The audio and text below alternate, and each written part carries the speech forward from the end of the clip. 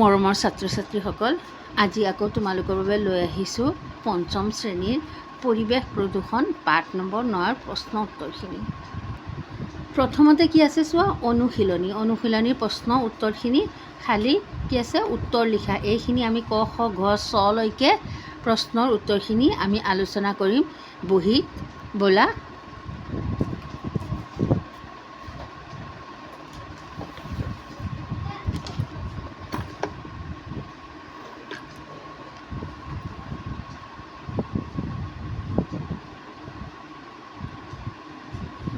প্ৰথম প্ৰশ্নটো চোৱা, 1 নম্বৰ কি আছে, পৰিৱেশ প্ৰদূষণ মানে কি? প্ৰথম প্ৰশ্নটোৰ উত্তৰটো এনেকুৱা হ'ব, চোৱা, বায়ু পানী মাটি আদি লগ লাগি পৰিৱেশ সৃষ্টি হয়। বায়ু পানী মাটিত থাকিবলগীয়া উপাদান সঠিক পৰিমাণে থাকিলেহে ব্যৱহাৰৰ উপযোগী হৈ থাকে। মানৱ সৃষ্ট বিভিন্ন কামৰ বাবে পৰিৱেশত এই উপাদান সঠিক পৰিমাণত নাথাকে আৰু কিছুমান অলাগতিয়াল ক্ষতিকৰ উপাদান পৰিৱেশৰ লগত মিহলি হৈ ব্যৱহাৰৰ অনুপযোগী কৰি তোলে। এনে অৱস্থাসম্পন্ন পৰিৱেশকে কি বোলে, পৰিৱেশ প্ৰদূষণ বুলি কোৱা হয়। তাৰ মানে আমাৰ পৰিৱেশ যি মাটি আৰু বায়ু পানী মাটি আদি লগ লাগি কি হয়, আমাৰ এটা পৰিৱেশ সৃষ্টি হয়। এই পৰিৱেশত কিছুমান অলাগতিয়াল মানে ক্ষতিকৰ বস্তু যদি যোগ হয় তেনেহ'লে কি হ'ব, এই যোগ হৈ মিহলি হৈ আমাৰ পৰিৱেশটো কি কৰে, পূৰা দূষিত কৰি পেলায়। সেই দূষিত পৰিৱেশকেই কি কোৱা হয়, পৰিৱেশ প্ৰদূষণ বুলি কোৱা হয়। এতিয়া চোৱা, খ নম্বৰটো কি আছে প্ৰশ্ন। খ নম্বৰটো হৈছে প্ৰদূষণ কেই প্ৰকাৰৰ আৰু কি কি? উত্তৰ এনেকুৱা হ'ব, পৰিৱেশৰ প্ৰদূষণ 2 প্ৰকাৰৰ। পৰিৱেশৰ প্ৰদূষণ 4 প্ৰকাৰৰ, যেনে পানী প্ৰদূষণ, বায়ু প্ৰদূষণ, মাটি প্ৰদূষণ আৰু শব্দ প্ৰদূষণ। বুজি পাইছানে তোমালোকে? প্ৰদূষণ হ'ল 4 প্ৰকাৰৰ, যেনে পানী প্ৰদূষণ, বায়ু প্ৰদূষণ, মাটি প্ৰদূষণ আৰু শব্দ প্ৰদূষণ। তাৰপিছত গ নম্বৰ প্ৰশ্নটো চোৱা। গ নম্বৰ প্ৰশ্নটো হৈছে বায়ু প্ৰদূষণৰ 2টা কাৰণ লিখা। বায়ু প্ৰদূষণ কিহৰ বাবে হয় তাৰ কাৰণ 2টা লিখিব লৈছে। উত্তৰটো এনেকুৱা হ'ব, বায়ু প্ৰদূষণৰ 2টা কাৰণ তলত উল্লেখ কৰা হ'ল। যেনে যান বাহনৰ পৰা ওলোৱা ধোঁৱাৰ পৰা কি হয়, বায়ু প্ৰদূষণ হয়। 2 নম্বৰটো হ'ব, উদ্যোগৰ পৰা ওলোৱা বিষাক্ত গেছৰ দ্বাৰা বায়ু প্ৰদূষণ হয়। উদ্যোগ কল কাৰখানাৰ পৰা ওলোৱা ধোঁৱাই কি কৰে, আমাৰ বায়ুবিলাক কি প্ৰদূষণ কৰে। তাৰপিছত ঘ নম্বৰটো কি আছে, পানী প্ৰদূষণে কি কি দিশত প্ৰভাৱ পেলাব পাৰে? যিকোনো 2টা দিশ উল্লেখ কৰা। এতিয়া পানী প্ৰদূষণ হ'লে কি কি প্ৰভাৱ পেলাব পাৰে, আমাৰ চাৰিওপাশে কি কি প্ৰভাৱ পেলাব পাৰে তাৰ 2টা দিশ উল্লেখ কৰিব লাগিছে। উত্তৰটো হ'ব, পানী প্ৰদূষণৰ ফলত পানীত থকা মাছ আৰু অন্যান্য জলজ প্ৰাণী ৰোগত আক্ৰান্ত হৈ মৃত্যুমুখত পৰে। 1 নম্বৰ পইণ্টটো কি হ'ব? 1 নম্বৰ পইণ্টটো হ'ব, পানী প্ৰদূষণৰ ফলত পানীত থকা মাছবিলাক বা আৰু অন্য জলজ প্ৰাণী, অন্য পোক পতংগ পানীত থাকে নহয় পোক পতংগ, সেইবিলাক কি হয়, ৰোগত আক্ৰান্ত হৈ মৃত্যুমুখত পতিত হ'ব পাৰে। এই ৰোগে আক্ৰান্ত মাছ খালে আকৌ সেই পানীত থকা মাছবিলাক যদি মানুহে খায়, আমি খাওঁ, তেনেহ'লে আমাৰো নানান ধৰণৰ বেমাৰ হ'ব পাৰে। মানুহ আৰু অন্যান্য প্ৰাণীৰ বেমাৰ আজাৰ হ'ব পাৰে। মাছটো মানুহেও খায় আৰু বেলেগ যেনেকৈ মেকুৰীয়েও খায়, তেনেহ'লে সিহঁতৰ কি হ'ব, সিহঁতৰো বেমাৰ আজাৰ হ'ব। 2 নম্বৰটো চোৱা, নদ নদী, জান জুৰি, পুখুৰী আদিৰ পানী মানুহৰ বিভিন্ন কাৰ্য যেনে গা ধোৱা, কাপোৰ ধোৱা, জাবৰ জোঁথৰ পেলোৱা আদিৰ ফলত কি হয়, প্ৰদূষিত হয়। তাৰমানে আমি পুখুৰী বা নদীত গা ধুলে, কাপোৰ ধুলে, তেনেহ'লে সেই চাবোন ধোৱা পানীখিনি যেতিয়া পানীৰ লগত মিহলি হ'ব, তেতিয়া কি হয়, এই পানীটো কি হ'ব, পানী প্ৰদূষিত হয়। জাবৰ জোঁথৰো পানীত পেলালে পানী প্ৰদূষিত হয়। সেইকাৰণে জাবৰ জোঁথৰবিলাক কি কৰিব লাগে, নিজৰ বাৰীতে গাঁত পুতি তাতে ভিতৰত সোমাই ৰাখিব লাগে। তেতিয়া বায়ু প্ৰদূষণো নহ'ব, পানী প্ৰদূষণ। এনেকুৱা দূষিত পানী ব্যৱহাৰ কৰাৰ ফলত টাইফয়েড, গ্ৰহণী আদি ৰোগত আক্ৰান্ত হয়। এনেকুৱা পানী আমি ব্যৱহাৰ কৰিলে কি হ'ব, টাইফয়েড, গ্ৰহণী আদি বেমাৰ হ'ব। তাৰপিছতো 19 নম্বৰ প্ৰশ্নটোলৈ আহা। মাটি প্ৰদূষণৰ 2টা কাৰণ উল্লেখ কৰা। 19 নম্বৰটো চোৱা কি আছে। 19 নম্বৰ হ'ল মাটি প্ৰদূষণৰ 2টা কাৰণ উল্লেখ কৰা। এতিয়া মাটি কিহৰ বাবে প্ৰদূষিত হয় সেইটো কাৰণ উল্লেখ কৰিম আমি। প্ৰথমতে চোৱা, মাটি প্ৰদূষণৰ 2টা কাৰণ তলত উল্লেখ কৰা হ'ল। 1 নম্বৰটো হ'ব, মাটি প্ৰদূষণৰ প্ৰধান কাৰণ হৈছে মাটিত ৰাসায়নিক সাৰৰ প্ৰয়োগ। অধিক শস্য উৎপাদনৰ বাবে ৰাসায়নিক সাৰ ব্যৱহাৰৰ ফলত মাটি প্ৰদূষণ হয়। ফলত কি হয়, মাটিৰ গুণাগুণ নষ্ট হয়। কি হয়, মাটিৰ গুণাগুণবিলাক নষ্ট হৈ যায়। মাটি প্ৰদূষণৰ 2য় কাৰণ হৈছে কল কাৰখানা বা উদ্যোগসমূহৰ পৰা ওলোৱা আৱৰ্জনাবোৰ মুকলিকৈ পেলাই দি মাটিত দম কৰাৰ ফলত কি হয়, মাটি প্ৰদূষিত হয়। কি হয়, কল কাৰখানাৰ পৰা বেয়া আৱৰ্জনাবিলাক কি কৰে, মাটিত এনে পেলাই দিলে কি হয়, মাটিটো প্ৰদূষিত হয়। প্ৰথম 6 নম্বৰ প্ৰশ্নটোলৈ আহা। প্ৰথম 6 নম্বৰ প্ৰশ্নটো কি আছে, পৰিৱেশত শব্দ প্ৰদূষণ কেনেদৰে সৃষ্টি হয়। আমি এতিয়া কি পালোঁ, মাটি প্ৰদূষণ পালোঁ, পানী প্ৰদূষণ পালোঁ। এতিয়া কি পালোঁ, শব্দ প্ৰদূষণ কিহৰ বাবে হয়। মানুহৰ বিভিন্ন কাৰ্যৰ বাবে শব্দ প্ৰদূষণ হয়। মানুহে বিভিন্ন কাৰ্যৰ বাবে কি হয়, শব্দ প্ৰদূষণ হয়। যেনে কি হ'ব, 1 নম্বৰটো অপ্ৰয়োজনত ডাঙৰকৈ গাড়ীৰ হৰ্ণ বজোৱা। বিনা কাৰণত ডাঙৰকৈ হৰ্ণ বজালে কি হ'ব, বা গাড়ী হৰ্ণ বজালে বায়ু প্ৰদূষিত হয়। 2 নম্বৰটো চোৱা, ডাঙৰকৈ মাইক, ৰেডিঅ', মিউজিক ছিষ্টেম, বাদ্যযন্ত্ৰ আদি বজালেও কি হয়, শব্দ প্ৰদূষণ হয়। 3 নম্বৰটো হ'ব চোৱা, ফটকা, আতচবাজি আদি ফুটালেও কি হয়, শব্দ প্ৰদূষণ হয়। 4 নম্বৰটো হ'ব, কল কাৰখানাৰ যন্ত্ৰপাতি আদিয়ে শব্দ প্ৰদূষণ সৃষ্টি কৰে। কল কাৰখানাৰ শব্দবিলাকে কি হয়, শব্দ প্ৰদূষণ সৃষ্টি কৰে। তাৰপিছত চোৱা 2 নম্বৰ প্ৰশ্নটো খালী ঠাই পূৰ কৰা। মই কিতাপতে তোমালোকক লিখি দিছোঁ, তোমালোকে ধুনীয়াকৈ উঠাই ল'বা। ক নম্বৰটো চোৱা, পৰিৱেশ প্ৰদূষিত কৰা পদাৰ্থবোৰক প্ৰদূষক বুলি কোৱা হয়। কি বুলি কোৱা হয়, প্ৰদূষক বুলি কোৱা হয়। খালী ঠাই জেগাখনত কি হ'ব, প্ৰদূষক। খ নম্বৰটো চোৱা, ইন্ধন জ্বলালে বায়ুমণ্ডলত গেছৰ পৰিমাণ বাঢ়ি যায়। ইন্ধন জ্বলালে বায়ুমণ্ডলত কি হয়, কাৰ্বন ডাই অক্সাইড গেছৰ পৰিমাণ বাঢ়ি যায়।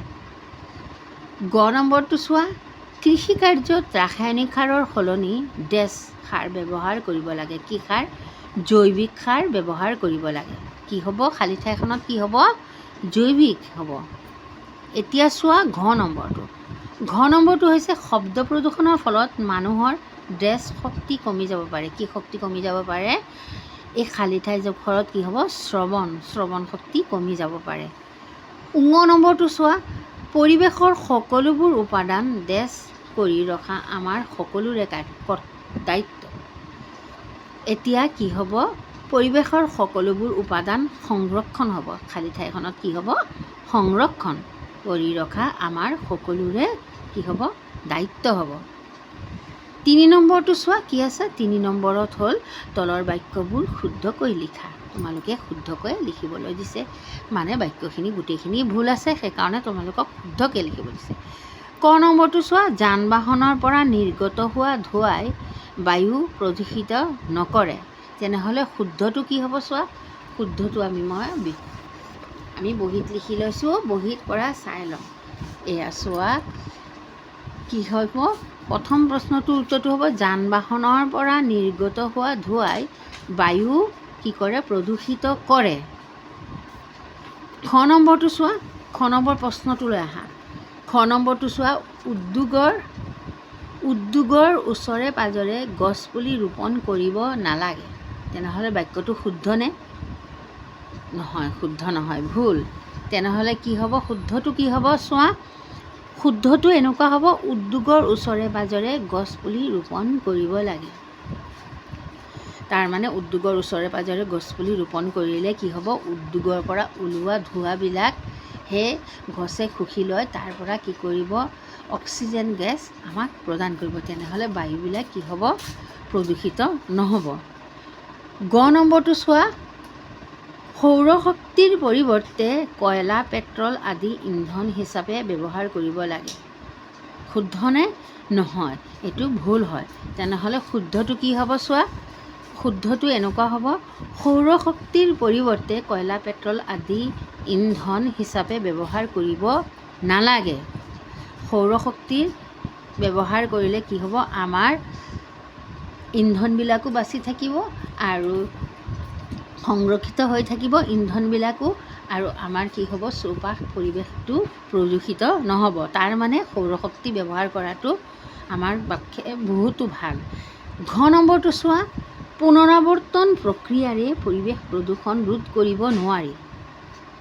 উত্তৰটো সঁচানে? তোমালোকে কোৱাচোন। নহয়, মিছা। তাৰমানে কি হ'ব? প্ৰশ্নৰ উত্তৰটো হ'ব, পুনৰাৱৰ্তন প্ৰক্ৰিয়াৰে পৰিৱেশ প্ৰদূষণ ৰোধ কৰিব পাৰি। এতিয়া ঙ নম্বৰটো চোৱা, বৰষুণৰ পানী সংৰক্ষণ কৰিব নালাগে। উত্তৰটো প্ৰশ্নটো সঁচানে? শুদ্ধনে ভুল? ভুল। তাৰমানে বৰষুণৰ পানী সংৰক্ষণ কৰিব লাগে। বৰষুণৰ পানী সংৰক্ষণ কৰিলে কি হ'ব? আমি ধৰা মটৰ দি যোনে পানী উঠায়, তেনেহ'লে মটৰৰ বিলটো কম উঠিব আৰু ভূগৰ্ভৰ পানীবিলাকো সংৰক্ষিত হৈ থাকিব। তাৰপিছত চোৱা 4 নম্বৰটো কি আছে? 4 নম্বৰ এইখিনি প্ৰশ্ন আছে। প্ৰশ্নখিনি আমি কি কৰোঁ? প্ৰশ্নখিনি উত্তৰসহ আমি আলোচনা কৰিম। ব'লা আমি প্ৰশ্নখিনিলৈ যাওঁ।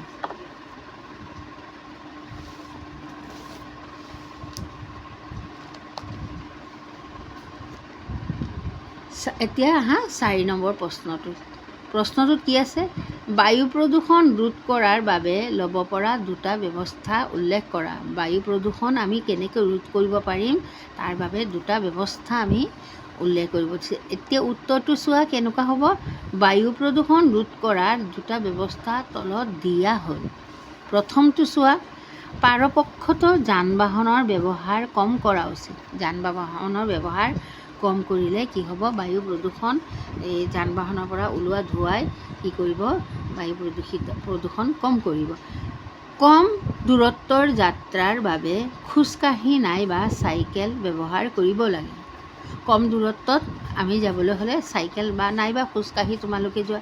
খোজকাঢ়ি গ'লে তোমালোকৰ ব্যায়ামো হ'ব আৰু তোমাৰ শৰীৰটো সুস্থ থাকিব। যান বাহনৰ পৰা ওলোৱা ধোঁৱাৰ প্ৰদূষণ ৰোধ কৰাৰ বাবে যান বাহনত প্ৰদূষক নিয়ন্ত্ৰণ ফিল্টাৰ লগাব লাগে। তাৰমানে যান বাহনৰ পৰা ওলোৱা ধোঁৱাৰ বাবে কি কৰিব লাগে? আমি এটা প্ৰদূষক নিয়ন্ত্ৰণ ফিল্টাৰ যান বাহনত লগাব লাগে। 2 নম্বৰটো চোৱা কি হ'ব? কয়লা, পেট্ৰল, ডিজেল, কেৰাচিন আদিৰ পৰিৱৰ্তে সৌৰশক্তি, গোবৰ গেছ আদি ইন্ধন হিচাপে ব্যৱহাৰ কৰিব লাগে। কয়লা, পেট্ৰল আৰু ডিজেল, কেৰাচিন ব্যৱহাৰৰ পৰিৱৰ্তে আমি কি কৰিব লাগে? সৌৰশক্তি আৰু গোবৰ গেছ আদি ইন্ধন হিচাপে ব্যৱহাৰ কৰিব লাগে। 5 নম্বৰটো চোৱা, পানী প্ৰদূষণ ৰোধ কৰিব পৰা যিকোনো 3টা ব্যৱস্থা উল্লেখ কৰা। এতিয়া আমি পানী প্ৰদূষণ কেনেকৈ ৰোধ কৰিব পাৰিম? উত্তৰটো এনেকুৱা হ'ব, পানী প্ৰদূষণ ৰোধ কৰাৰ 3টা ব্যৱস্থা তলত উল্লেখ কৰা হ'ল। 1 নম্বৰটো চোৱা, কৃষি কাৰ্যত কীটনাশক দ্ৰব্যৰ পৰিৱৰ্তে আমি এতিয়া কি কৰিম? পানী প্ৰদূষণ কেনেকৈ ৰোধ কৰা যায়? কৃষি কাৰ্যত কীটনাশক দ্ৰব্যৰ পৰিৱৰ্তে জৈৱিক উপাদানৰ প্ৰয়োগ কৰি পানী প্ৰদূষণ ৰোধ কৰিব পাৰি। যেনে কীটনাশকৰ পৰিৱৰ্তে জৈৱিক উপাদান যেনে নিম, পিঁয়াজৰ ৰস এইবিলাক আমি প্ৰয়োগ কৰি কি কৰিব পাৰিম? পানী প্ৰদূষণ ৰোধ কৰিব পাৰিম। 2 নম্বৰটো চোৱা, কৃষি কাৰ্যত ৰাসায়নিক সাৰৰ পৰিৱৰ্তে জৈৱিক সাৰ যেনে পচন সাৰ এইবিলাক ব্যৱহাৰ কৰিও আমি কি কৰিব পাৰিম পানী প্ৰদূষণ ৰোধ কৰিব পাৰিম। 3 নম্বৰটো চোৱা, 3 নম্বৰটো পানী প্ৰদূষণ কেনেকৈ ৰোধ কৰিব পাৰিম। 3 নম্বৰ পইণ্টটো হ'ব কল কাৰখানাৰ বৰ্জিত দ্ৰব্যসমূহ পানীৰ উৎসসমূহত পেলোৱাৰ পৰা বিৰত থাকি, কল কাৰখানাৰ পৰা যিবিলাক বৰ্জিত পদাৰ্থ এইবিলাক পানীত নেপেলাই আমি বেলেগ ব্যৱস্থা কৰিলে কি হ'ব, পানী প্ৰদূষণ ৰোধ হ'ব। তাৰপিছত আহিল 7 নম্বৰটো চোৱা, 7 নম্বৰ প্ৰশ্নটোলৈ আহোঁ। 7 নম্বৰ প্ৰশ্নটো হ'ব শব্দ প্ৰদূষণৰ ফলত কি সমস্যাৰ সৃষ্টি হ'ব পাৰে। এতিয়া শব্দ প্ৰদূষণ হ'লে আমাৰ কি সমস্যা হ'ব পাৰে। উত্তৰ এনেকুৱা হ'ব, শব্দ প্ৰদূষণৰ ফলত মানুহৰ কি হ'ব, শ্ৰৱণ শক্তি কমি যাব পাৰে। আমাৰ শ্ৰৱণ শক্তি মানে আমি শুনা শক্তিটো কমি যাব পাৰে। শব্দ প্ৰদূষণে উচ্চ ৰক্তচাপ থকা ৰোগীৰ হৃদযন্ত্ৰৰ সমস্যাৰ সৃষ্টি হ'ব পাৰে। উচ্চ ৰক্তচাপ থকা ব্লাড প্ৰেছাৰৰ মানুহৰ কি হ'ব পাৰে, ৰোগীৰ হৃদযন্ত্ৰৰ সমস্যাৰ সৃষ্টি হ'ব পাৰে। এই চেপ্টাৰৰ গোটেইখিনি প্ৰশ্ন, এই পাঠৰ গোটেইখিনি প্ৰশ্ন অলৰেডি আমি গোটেইখিনি আলোচনা কৰিলোঁ। তোমালোকে পাঠটো ভালকৈ শুদ্ধ উচ্চাৰণেৰে পঢ়িবা, পঢ়ি বুজি তাৰপিছত উত্তৰবিলাক বাৰে বাৰে চাই তাৰপিছত গৈ লিখিবা। তেনেহ'লে তোমালোকক ইমান মুখস্থ কৰিব নালাগিব। আজিলৈ ইমানেই, বাই বাই।